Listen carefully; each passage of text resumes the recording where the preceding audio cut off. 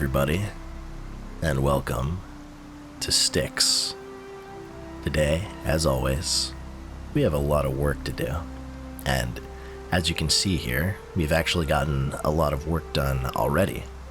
Now we have a really nice starter base all set up for ourselves here, made out of reinforced wood.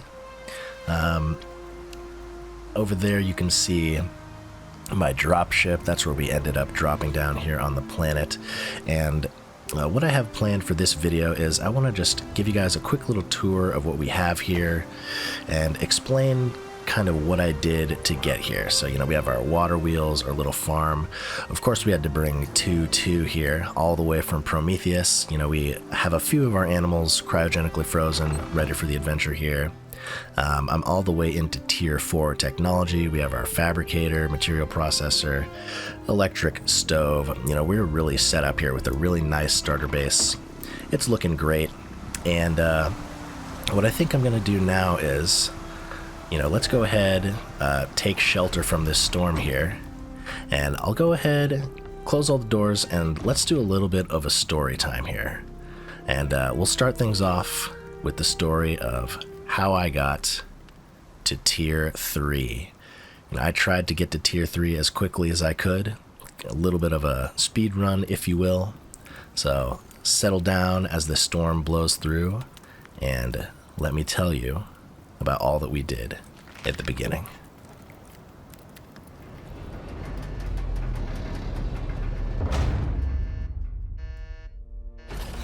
So our journey here on Styx started off like any other ICARUS journey.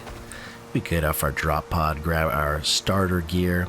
I'll do a little bit of an explanation about all of the new gear, the new kit that I brought down here to Styx to get us started.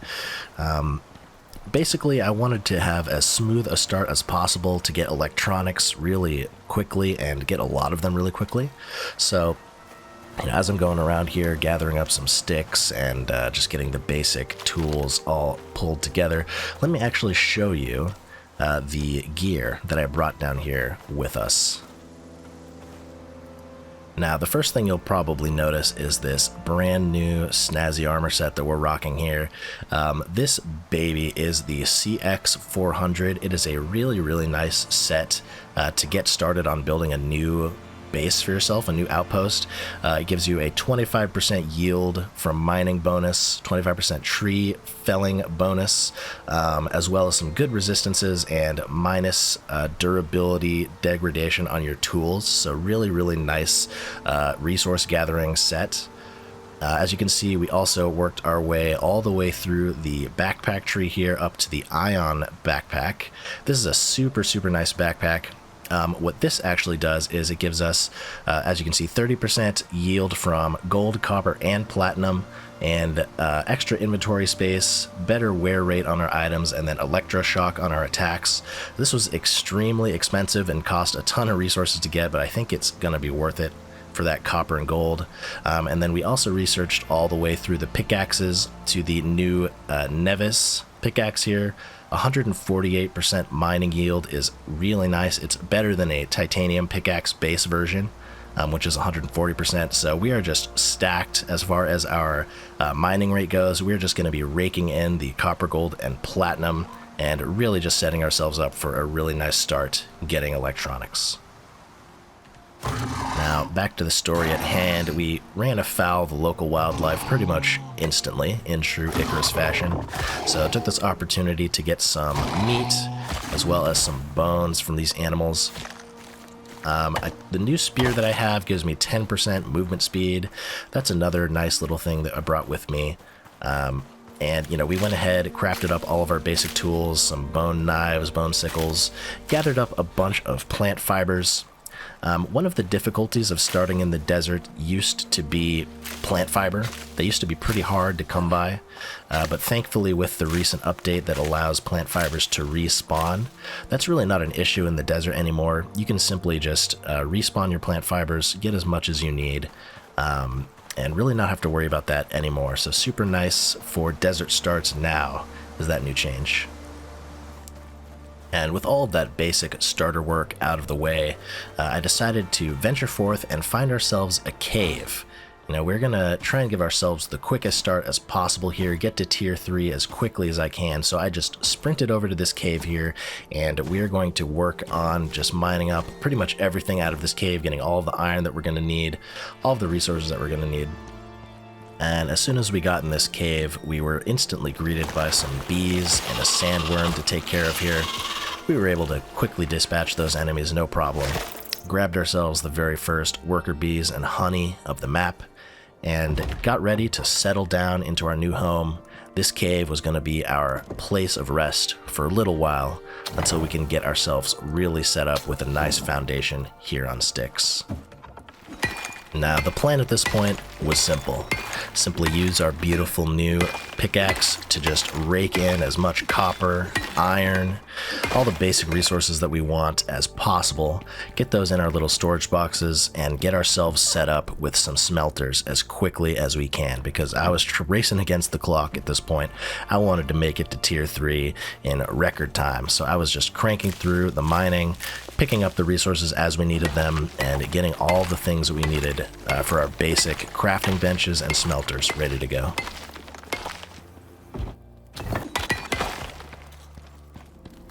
So at this point, we had a pretty decent stockpile of iron and copper smelting up for us. The bees in the cave also were constantly respawning, so we were really stocking up on honeycomb and bees for the future here. But we really just sort of focused on getting all of the resources that we needed to get carpentry bench, get another smelter going, getting all of the stuff that we needed for a really basic base. Living outside of this cave was really doing wonders for us. 100% one of the best ways you can start on a new map is just straight into a cave, set up your camp there, and get all of the stuff that you need crafted before moving to your permanent base location. So that's what we were doing here. Pretty quickly we were able to get the resources that we needed for the anvil, as well as the carpentry bench, which we got set up pretty quickly here. One of the main difficulties of starting in the desert is actually getting regular sticks for your playthrough. They're actually pretty rare and hard to find normally, even in the Oasis area, so having the carpentry bench early on is going to make your start much easier. So that's what we went ahead and focused on, in addition to all the other things that we were crafting and smelting up at this point. Now what we needed was sulfur. Coming from a playthrough on Prometheus, you're probably going to be used to having the miasmic pickaxe take care of all of the epoxy you're ever going to need. Unfortunately, on Styx and Olympus, you're going to have to manually craft those epoxies with sulfur and tree sap. So again, having sticks from your carpentry bench and having a lot of sulfur is going to be absolutely necessary to craft up these epoxies. They are always going to be a pain in your backside. Definitely going to miss having that beautiful miasmic pickaxe from Prometheus, but we were focusing on getting that epoxy ready early so we can get to work on electronics and everything else that requires epoxy, like the tier 3 machining bench, which we were already about to be able to craft. And with all of that preparation taken care of, I went ahead and swapped over to the second character. We are going to use this character to actually construct our starter base. Our second crafting character has the better wood walls and wood floors perk, so our wooden structures will be much, much sturdier. The desert can be a very hectic place when it comes to storms. They happen very frequently and they're pretty brutal, especially on wood. They just tear those walls apart. So we went ahead, swapped to our secondary character, started chopping down a ton of trees using the iron tools that we crafted on our main character. Getting all of the wood and fibers and everything that we're going to need to get our very first starter base set up and running. Now, one of the main reasons I chose to start in the Oasis is because of how beautiful the area is. I mean, just take a look at the absolute gorgeous view from this rock here. This was 100% going to be where my starter base went down. I was absolutely in love with this location, so immediately, as soon as I found it, I got my foundations out, started setting up a nice basic little structure for ourselves on top of this little island between these two scenic waterfalls. Super excited when I found this spot. Now, of course, I got to work on setting up a bridge as quickly as I could, and got to work on placing the roof up as well here. And just like that, we officially had our first starter base set up on Styx here, ready to start moving in all of our crafting benches, as well as the brand new machining bench that we had crafted. So I immediately got to work on picking up as much of the loot as I could carry, and worked on transporting that to our new base. And with the machining bench placed in our new base, we were officially in Tier 3 here. It took us exactly 34 minutes to get the machining bench actually crafted, and then we went ahead and set up our starter base here as well. So all told, it took us about 45 minutes to get our base set up and the machining bench down. So I was pretty pleased with how quickly we were able to get into Tier 3. But with that said, we went ahead and ran back to the cave, get the rest of the loot that's still remaining in there, and started thinking about what we were going to do to take care of the massive grind that was going to be reaching Tier 4, because pretty much the entire setup that we have here, the ion backpack, the pickaxe, the armor set, was all about getting those electronics so we can get into Tier 4 as quick as possible. So from here, just sort of organizing our loot and strategizing on what we need to do to take care of the rest of this grind. Now, if you want to get any serious mining work done in ICARUS, you're going to have to get yourself a mount. So it was at this point in time I was really thinking about what we needed to do to get 2-2 down to Styx here. And one of the main problems that I was foreseeing is that we would need a farm to grow the vegetables that we need to make sure our mount stays fed. And the thing about crop plots in ICARUS now is that these things are made out of dirt. And when you're living in the middle of a giant desert, there is not a speck of dirt within miles and miles. All there is sand. So we had to figure out a way to get the dirt and the seeds that we needed to make sure that we could get a MOA safely down to the planet here. Now, Styx is an absolutely massive map. And in order to get access to dirt, initially I thought maybe I could pass through the tunnel in K14, but that tunnel is actually blocked until you complete a certain operation, so that is not a viable option. I could potentially have passed up into the Arctic zone in L12 through another tunnel there, gone all the way through the Arctic back into the grasslands, but what I decided to do was venture all the way up to the north side of the desert to 09, and pass into the Ring Lake area where I could get all of the dirt that I needed and hopefully all of the seeds that I needed as well. So with our game plan all taken care of here, I went ahead and summoned 2-2 down to Styx here. Fresh out of the cryogenic chambers, 2-2 was rearing to go here, so I hopped on him and started making my way to the north side of the desert where we can make our way into the Ring Lake area. And for 2-2's skills, the most notable one is this Planeswalker that actually gives him 15% more movement speed in the desert. So even without my pheromone modules right now, he was actually moving really quickly through the desert with that additional 15% movement speed.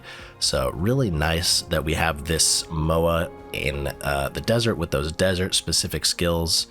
Super happy about that new feature. The MOA is just so much quicker now with that.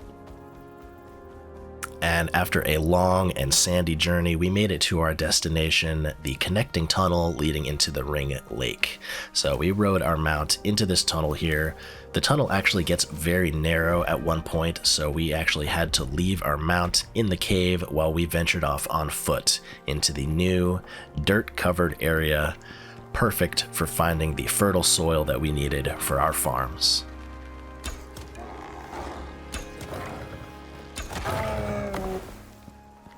So after taking care of the doorman greeting us as we entered the Ring Lake area, I actually found some lilies straight out of the gate. So that was a really nice find. Definitely going to be useful for us later on when I eventually start making health potions and some other things that require those lilies. So really excited to get that checked off the list. I decided to keep going down the left side of the hill outside of the tunnel, continuing to look for more seeds and more plants that we can use before we decide to whip out the shovel and start digging the dirt that we're going to need. So I did find some berries as well pretty quickly on. Definitely excited to have those checked off the list as well. And pretty much I was planning on finding all of the vegetables that grow in the grassland. So I was looking for coffee, tea, gorse tea, soybeans, definitely corn, as well as watermelons and wheat. Pretty much anything that grows in the grasslands was on my list. So we were definitely in for a little bit of an adventure out here in the Ring Lake area. Off to a good start with those 2 seeds.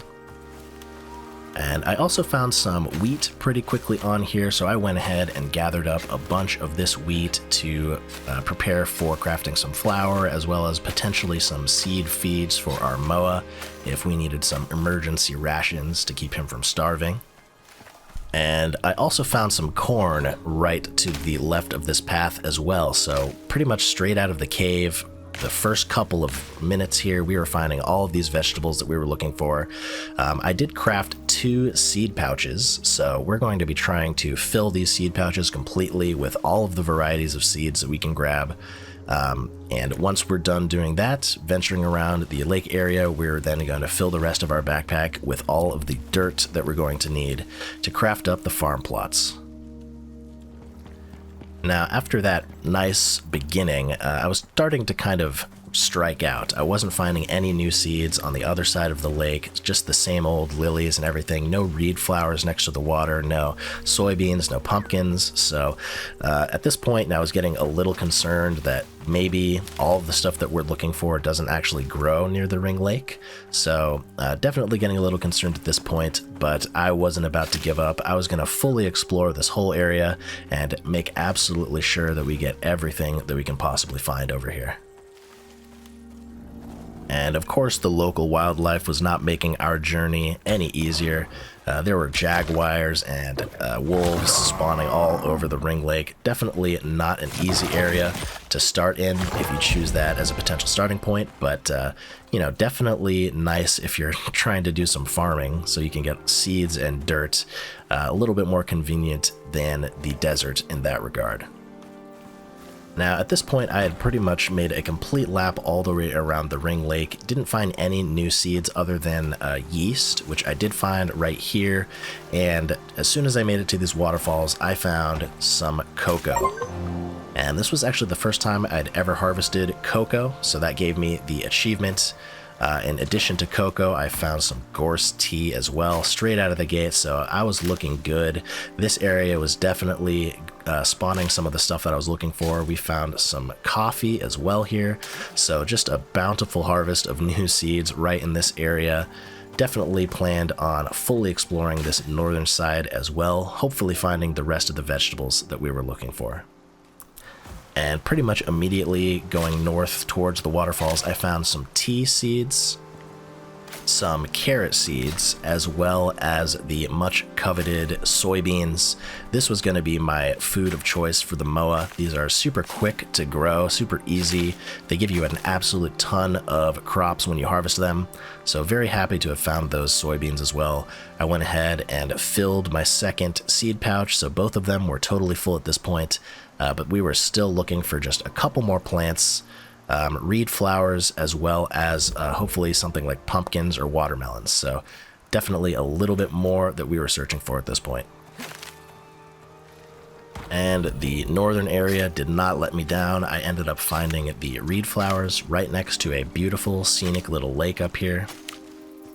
A couple bushels of watermelons nearby, as well as one single patch of pumpkins that fortunately did give me a seed. I thought it didn't give me a seed at first, but it turned out my inventory was just full, so I dropped some of the watermelons and picked those seeds up, and we were looking good as far as all of the vegetables and fruits that I could possibly want at this point.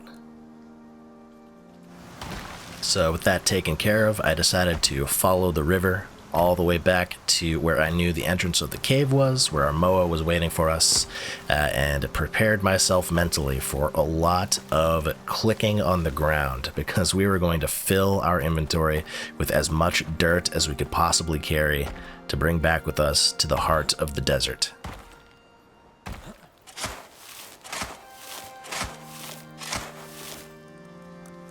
And just like that, we had a completely full inventory of a ton of dirt. We were going to be able to make an absolute load of farming plots using that.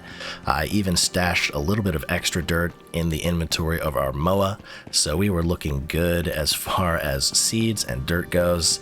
So with that taken care of, we were ready to get a serious farming operation going and making sure that our good buddy 2-2 here stays nice and fed here on Styx. So to kick things off, I went ahead and made 10 crop plots. Eventually I will be making a couple more, but just to get things started, I went ahead and made 10 of them. I also swapped back over to my crafting character to get a bunch more floors and walls with the reinforced wood. Get those crafted up so we can make a nice secure pen for our Moa, as well as a nice platform to put all of our farming plots on. I decided to make just a simple little 4x4 pen out the back of our base, and then made a little bit of an extension to the side, a nice little walkway on the side, as well as a platform to put all of our farming plots down on. And for our first crops, I decided to go with a few soybeans here, as well as lilies for potions, yeast, and some wheat. So super basic little set of starting crops here. It'll keep our animal fed and also start giving us access to the healing items that we're going to be needing. Now, with that taken care of, it was time to start focusing on our industry. So I went ahead, expanded our storage solution here. I have a concrete furnace up and running as well now, so we are looking good as far as our progression goes. We have a nice storage solution, a nice new concrete furnace for ourselves. I also made sure to craft the large water trough so we can hook that up to our water system as soon as we have that up and running, as well as a food trough here. So we are now officially ready to give our Moa a nice living space here. Won't have to worry about food or water for him.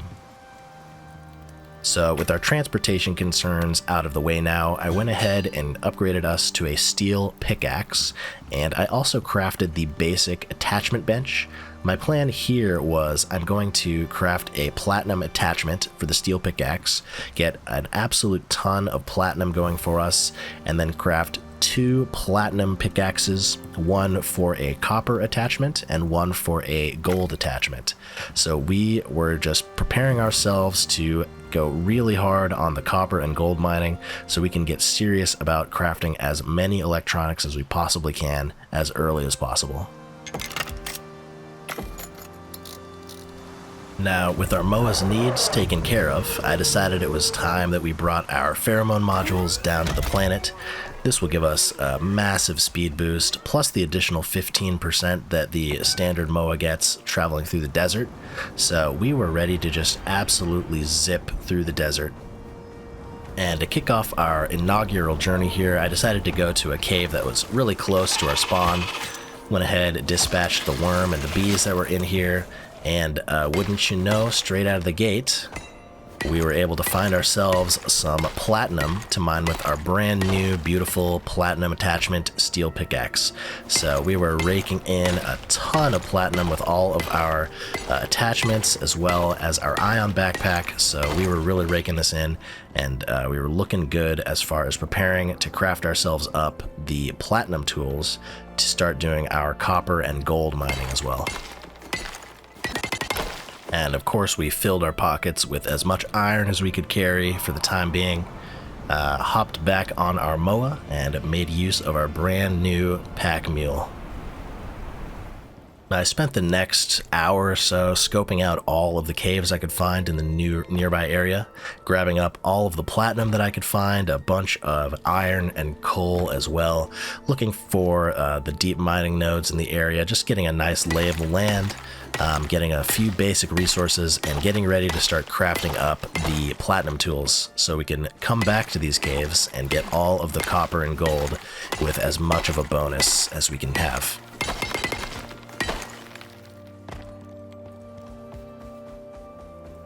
So back at the base, we had a decent amount of platinum that I started to smelt up in our beautiful new concrete furnace. Got all of that baking up. I also got the resources together for some cement for our brand new cement mixer as well. We were going to start needing some cement pretty soon here as well.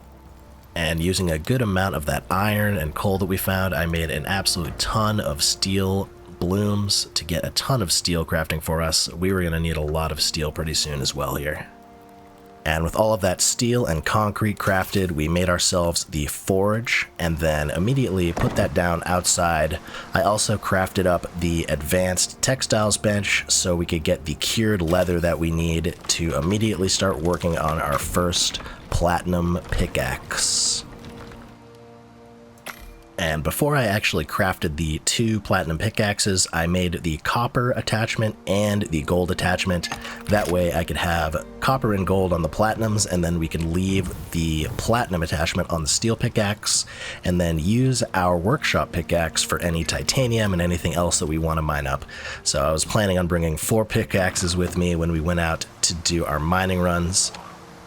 Got those 2 platinum pickaxes crafted up here, and slapped those 2 attachments on, so we were ready for some serious mining work. So armed with all 4 of our pickaxes in my hotbar, I made my way back to the caves that I already scoped out earlier.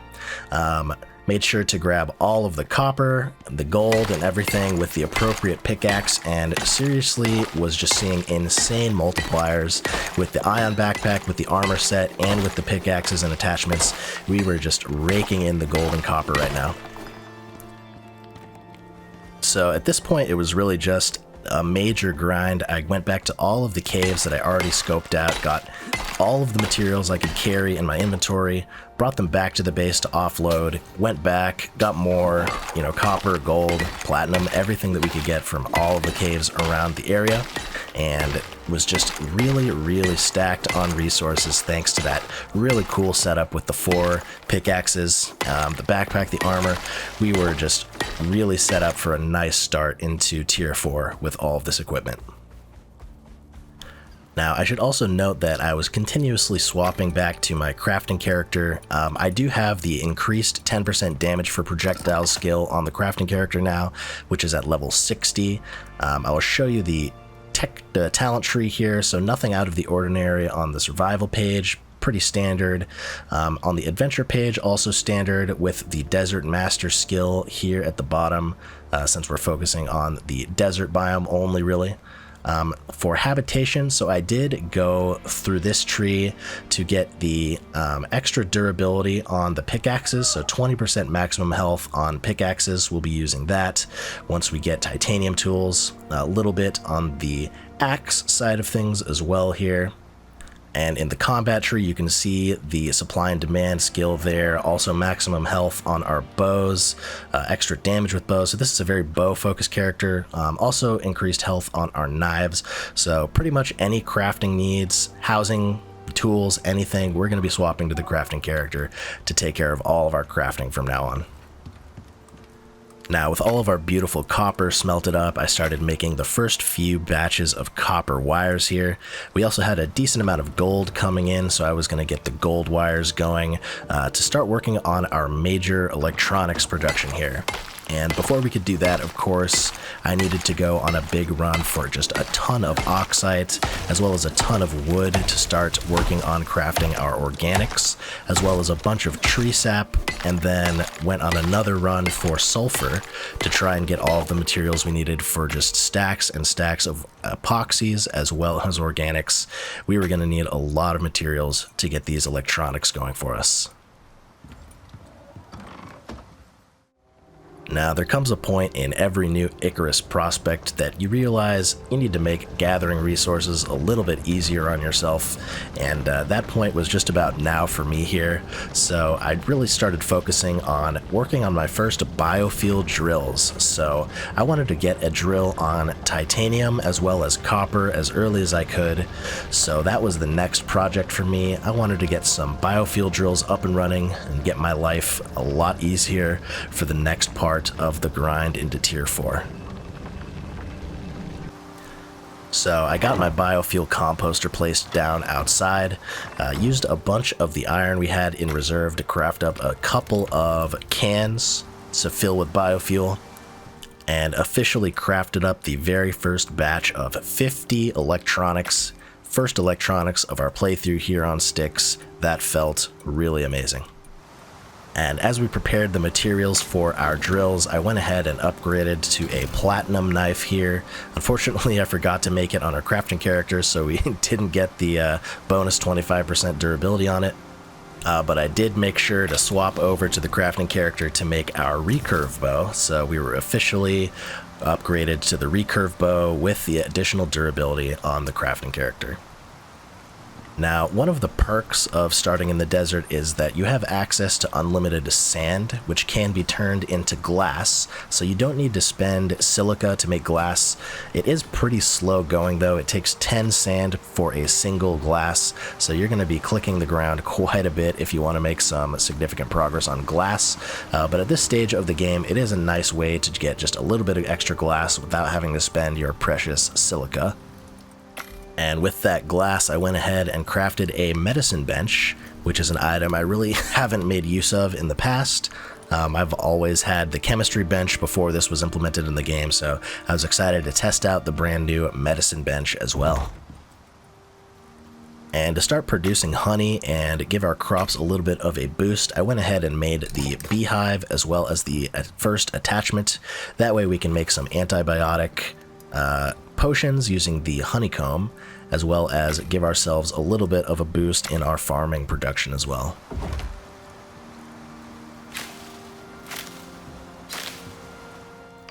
Now, we've given ample time for our fuel cans to fill and for our background materials to craft, so I went ahead and made our very first 2 biofuel deep drills here. And I also called down our deep ore scanning tool as well as our beast tool so we can work on our bestiary index as well as start looking for the specific veins that we were looking for. So first up, I wanted to find some titanium, and fortunately, we found a node pretty much right next to our base, almost immediately.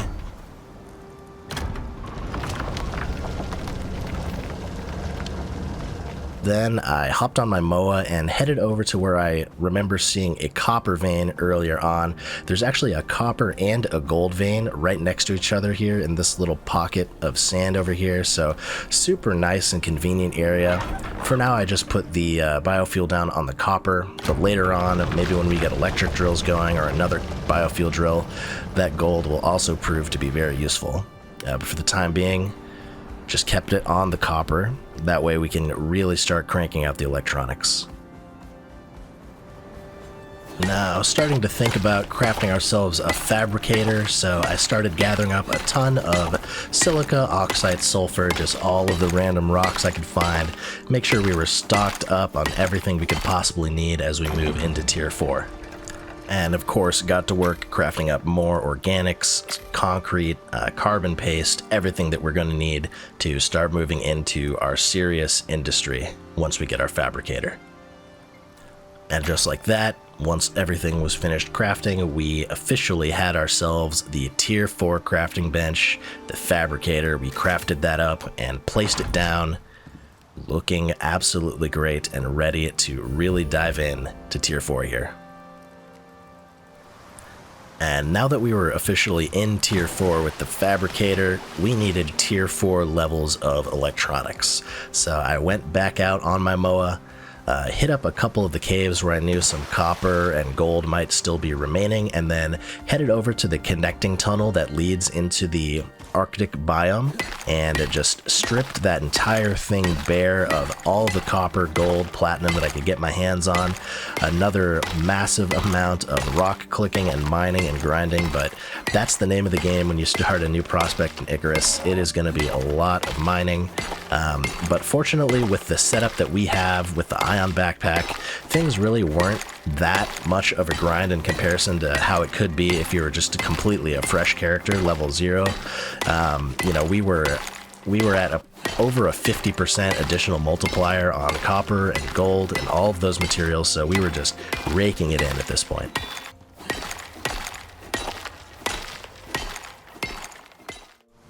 Now, a vital decision you have to make when you reach tier 4 is how are you going to power your brand new electric benches once you get them crafted. So I decided to go for the water wheels.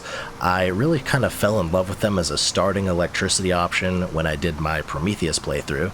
They're super easy to make and really easy to maintain. So I figured for this playthrough, you know, we have this water right next to our base. I was going to go ahead, craft up some electric water wheels, and get to work making ourselves a tier 4 base. So after our gigantic mining run in the connecting tunnel, we were actually pretty stacked on resources. We had a ton of gold, a ton of copper smelting up for us, and we were ready to get to work on just pumping out even more electronics. But before we did that, I made sure to craft up our 2 water wheels here. Went ahead and made a new bridge out to the west of the base here, and placed the 2 water wheels right alongside it. Now at this point, our little starter base was really starting to take shape. You know, we had all of our power needs taken care of, our structural needs taken care of, so it was time to make a little bit of an expansion and get to work making some of these tier 4 crafting benches. But of course, that would first require an ungodly amount of electronics, so we started turning all of that hard-earned copper into copper wires, all of that gold as well, and just started mass crafting all of the electronics we could possibly need. I also remembered from Prometheus that the tusks of the mammoth turn into something like 100 bone powder per tusk, some ungodly amount, so I wanted to get a lot of epoxies at this point, so I tried killing a regular elephant here. Unfortunately, when I skinned the elephant, I didn't get his tusks, so I'm not sure if you need maybe a taxidermy knife to get the tusk, or if only the mammoth drops the tusk. But unfortunately, we were not able to get nearly as many bone powders as I was hoping for. Now, we are still deep into the initial grind phase of our new prospect here, so I was constantly going out on the MOA, gathering up all of the sulfur, oxite, and silica I could find, just mining those rocks to oblivion, getting an insane amount of those resources as well as we waited for all of our mined ores to smelt up.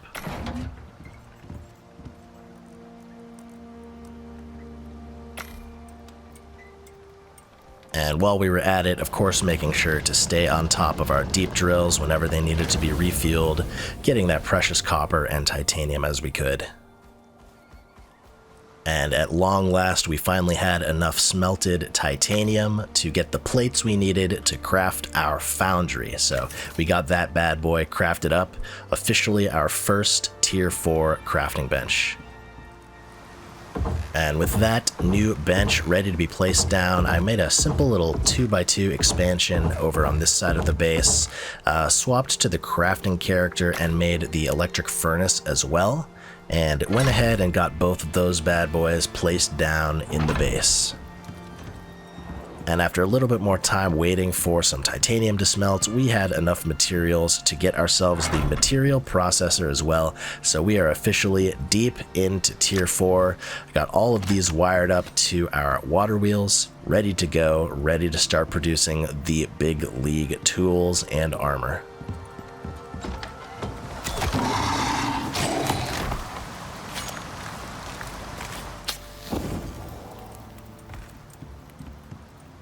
We of course had to also get our hands on the electric textiles bench so we could start working towards the best armor in the game here. and I got to work crafting up a ton of composites. We're going to need some of those for some solar panels, as well as potentially changing our armor. At this point, I was unsure if I wanted to switch out of our CX400. It's a super nice set, but eventually we're definitely going to want that composite armor as well. And with all of those beautiful new composites, we officially crafted ourselves the first 2 solar panels of the base. We are officially in the deep tier 4 stage. We have all the power we could possibly need to start working on deep drills, doing some serious production here.